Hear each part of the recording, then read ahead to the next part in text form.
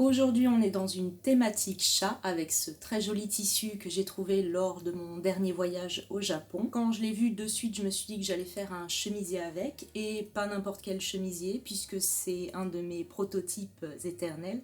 J'en parle dans une vidéo du fait que quand je développe un modèle, généralement, ce n'est jamais une version finie, elle est toujours en constante évolution.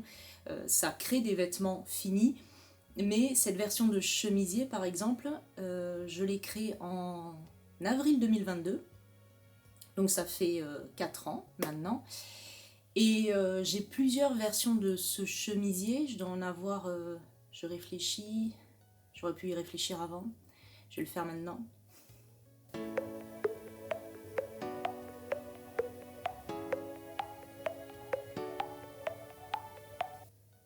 Je crois que j'ai 6 ou 7 versions de ce chemisier, mais aucune ne se ressemble.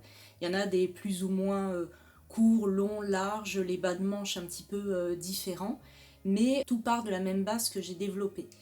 Et aujourd'hui, je vais en faire une nouvelle, et je voulais vous montrer dans cette vidéo, avant de passer en fait à la coupe et le montage, en fait tout simplement, de ce chemisier, par quelles étapes je passe pour la préparation.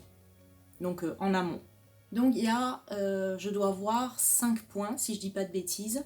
Le premier, c'est au niveau de la laise, puisque c'est un tissu japonais, sa laise, autrement dit la largeur du tissu, doit être de 1,10 m au lieu des 1,40 m usuels dont on a l'habitude dans nos tissus, on va dire, en Europe. Il faut que je vérifie sa longueur parce que je ne me souviens plus combien j'en ai acheté. Je pense que j'ai dû en prendre à peu près 2,30 m. C'est-à-dire que de mon chemisier, initialement, c'est la longueur qu'il me faut. Et je pensais pouvoir quand même caler sur les 1,10 m, même s'il y a des ajustements à faire. Peut-être que j'ai pris un petit peu plus. J'avoue, peut-être que j'ai pris 3 mètres. Je m'en souviens plus, donc c'est un point que je dois vérifier. Ensuite, c'est un chemisier que je voudrais faire sans tombant de colle. Toutes mes versions là, de ce chemisier ont un tombant de colle. Et là, j'aimerais l'enlever pour faire un chemisier qui est justement une vibe un petit peu plus japonaise. Il y a souvent des chemisiers avec juste un pied de colle, mais pas le tombant de colle. Donc il faut que je vérifie que le pied de colle que j'ai actuellement est adapté à ce type de modèle. Ensuite, vu que c'est un tissu qui a des motifs, il faut que je vois si il est possible, on va dire avec la longueur-largeur que j'ai, de faire des raccords, notamment au niveau de la patte de boutonnage devant entre la droite et la gauche. Est-ce que si j'ai un chat qui se coupe un petit peu au milieu, je vais pouvoir on va dire, faire la suite de l'autre côté, et si c'est pas le cas, comment je vais pouvoir ajuster ça pour que ça ne fasse pas bizarre. Donc ça aussi c'est un point qu'il va falloir que je vérifie. Ensuite, je me posais la question en fait par rapport à la longueur que j'ai et aussi esthétiquement, si je fais des poignets et slash peut-être le pied de colle dans un coloris différent.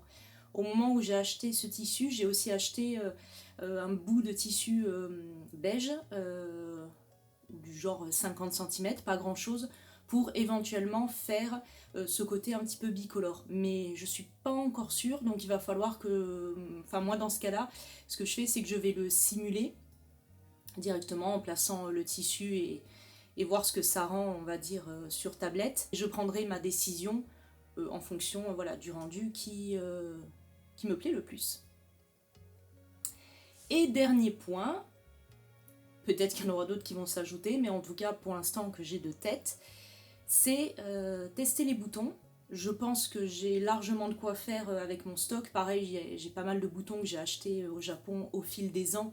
Donc j'ai un petit stock de jolis boutons.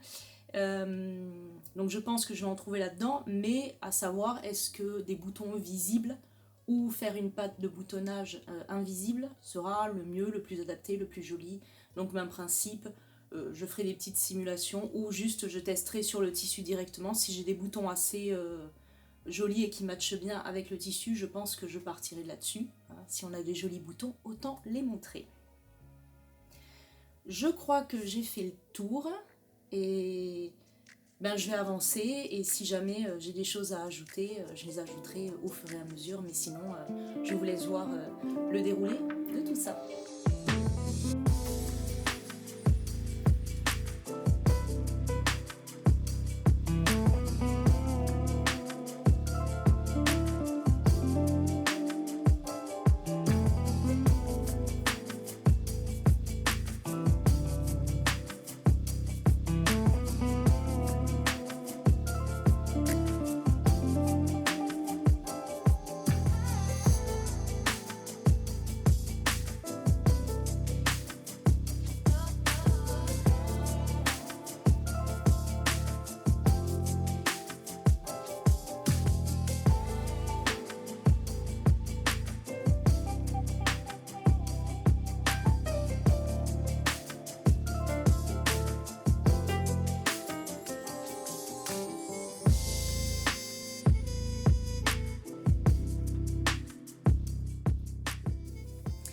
J'ai été assez prévoyante, j'ai pris 4 mètres. Je m'en souvenais pas, mais j'ai dû me dire mieux vaut plus que pas assez.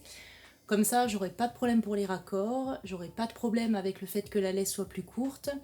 Et je pense que je m'étais dit que dans tous les cas, même s'il me restait du tissu, il sera probablement utilisé pour un petit accessoire ou un petit haut ou quelque chose comme ça. On retrouve imprimé en lisière la gamme colorimétrique, soit toutes les couleurs présentes au sein du tissu. C'est un détail que j'apprécie beaucoup car je le trouve à la fois joli et pratique si on veut assortir des tissus entre eux. Cela sert de base, côté fabricant, à vérifier la fidélité des teintes et permettre un réassort facilité.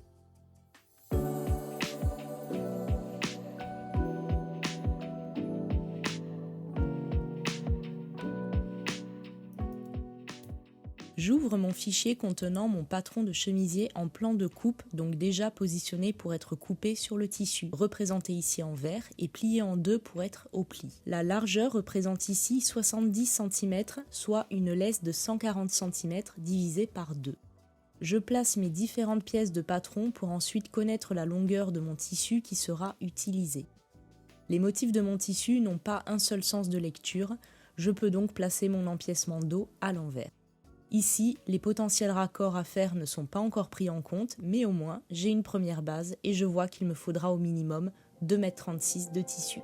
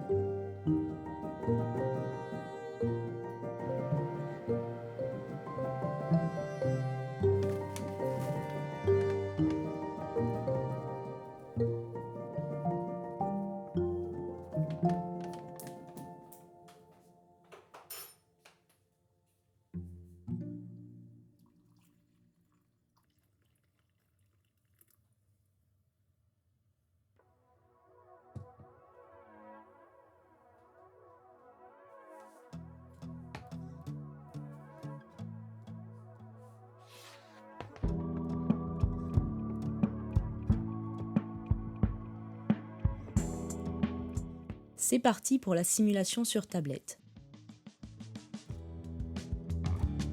La première étape est de tracer le chemisier. Comme il est symétrique, j'utilise un mode miroir pour aller plus vite. J'ai baissé l'opacité de l'image pour y voir plus clair.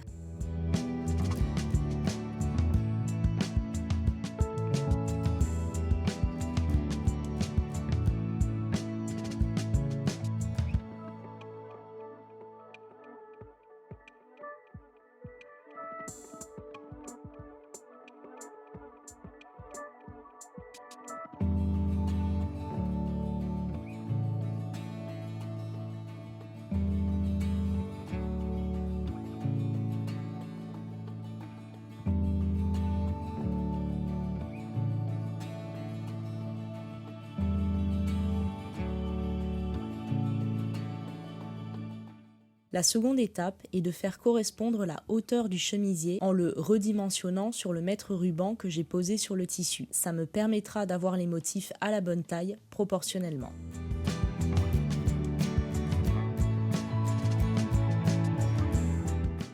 La troisième étape est de diviser le chemisier par pièces de patron pour insérer le tissu de manière logique comme lorsque je le couperai. Pour cela, je colorie chaque partie pour ensuite appliquer au-dessus de chaque calque correspondant à une pièce de patron un masque d'écrêtage comportant le tissu. Les couleurs n'ont aucune importance car elles vont être masquées, mais je m'amuse un peu. Je ne sais pas si c'est la meilleure méthode, je ne suis pas experte Procreate, mais elle me convient bien.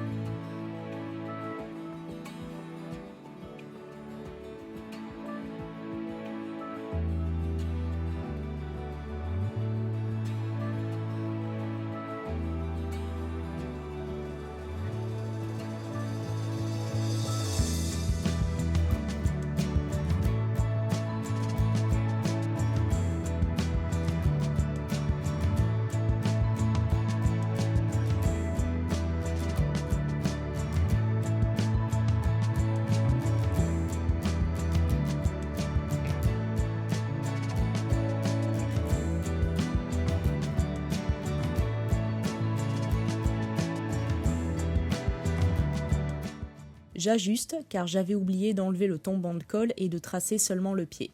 Voilà, c'est rectifié.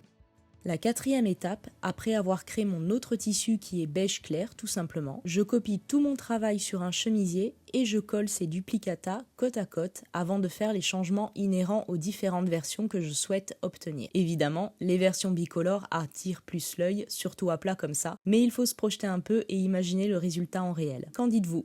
Une version vous plaît-elle plus que les autres ?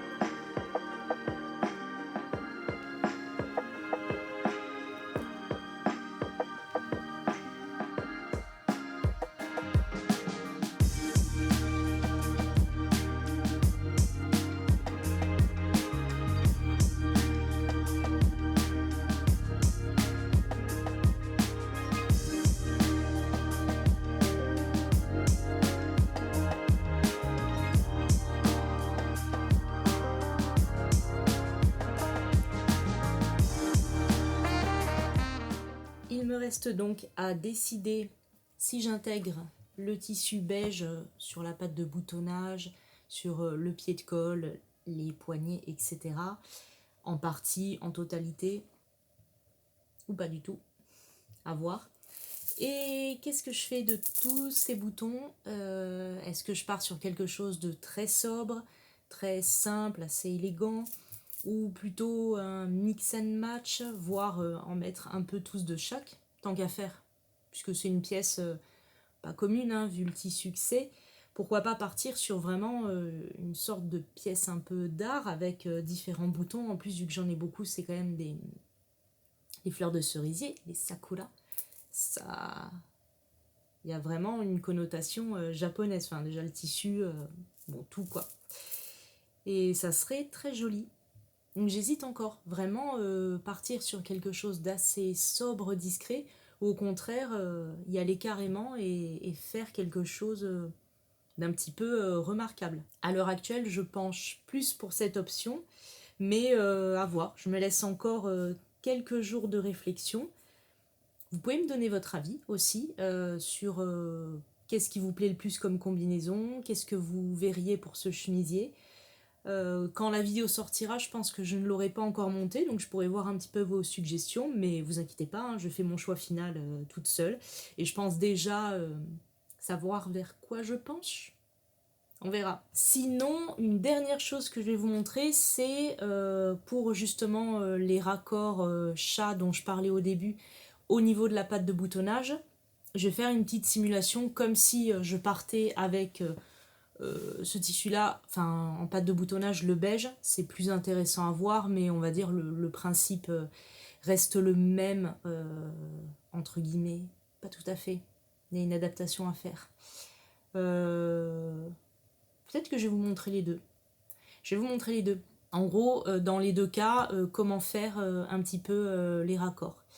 Et comme ça, je pense qu'on sera bon sur, on va dire, cette première phase préparatoire avant de se mettre à vraiment passer sur la confection pure et dure du chemisier. Je vous montre ça de suite. Premier cas de figure, je fais une patte de boutonnage rapportée dans le tissu beige. Le chat sera donc en partie caché. Le morceau visible finira donc, par exemple, ici sur la partie droite du chemisier et là à gauche. Comme je dois rajouter les marges de couture pour au final coudre ces pièces de patron devant, droite et gauche aux pattes rapportées en beige, je couperai ici à droite et à cet endroit à gauche. Pratique, car je pourrais probablement mettre mon tissu au pli pour couper, à voir si le chat où je souhaite raccorder est placé au bon endroit. Second cas de figure, la patte de boutonnage sera dans le prolongement de mon tissu. Mettons que je m'arrête ici pour le morceau visible de la partie droite, je dois ajouter 4 cm pour finir la patte. Le tissu sera donc coupé à cet endroit-ci. Ainsi, à gauche, le morceau visible à raccorder se dessinera ici, et le reste de la patte fera qu'il sera nécessaire de couper là. Visuellement, il y a un chevauchement.